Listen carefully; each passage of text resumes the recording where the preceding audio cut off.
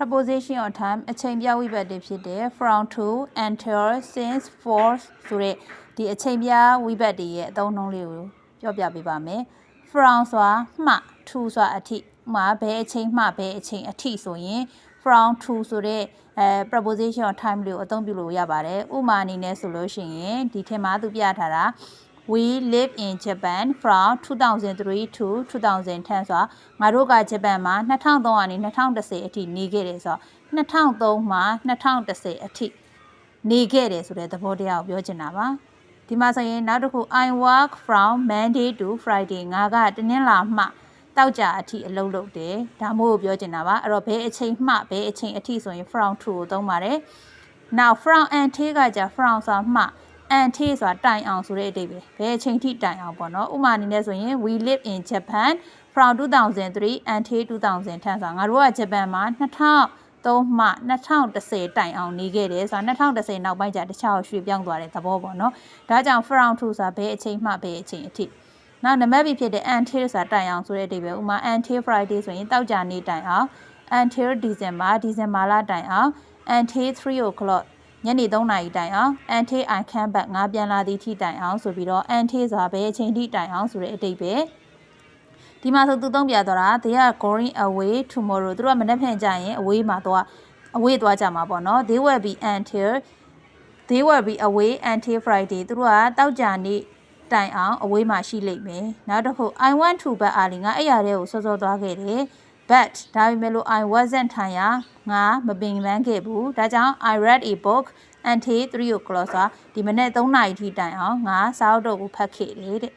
Now wait here until I come back ငါပြန်လာသည့်ထိတိုင်အောင်ဒီနေရာမှာပဲစောင့်နေဆိုတာ until ဆိုတာတိုင်အောင်ဆိုတဲ့အဓိပ္ပာယ်အဲ့မှာ until ဆိုတာဒီ till နဲ့အတူတူပဲ till နဲ့ until နဲ့ဒီအတူတူပဲသို့တော့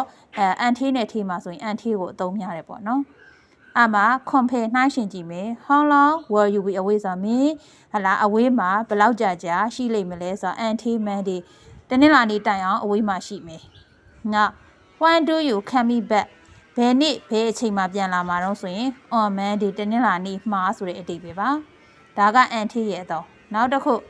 since ဆိုတာကတည်းကဆိုတဲ့အဓိပ္ပာယ် since ရဲ့နောက်မှာဆိုစတင်တဲ့အချိန်ပေါ့နော်ဘယ်အချိန်ကတည်းကညအချိန်ကတည်းကဥမာ since Monday ဆိုရင်တောက်ကြနေ့ကတည်းက since 1998ဆိုရင်1998ကတည်းက since 2:30 2နာရီခွဲကတည်းက since I arrived 9ရောက်ကတည်းက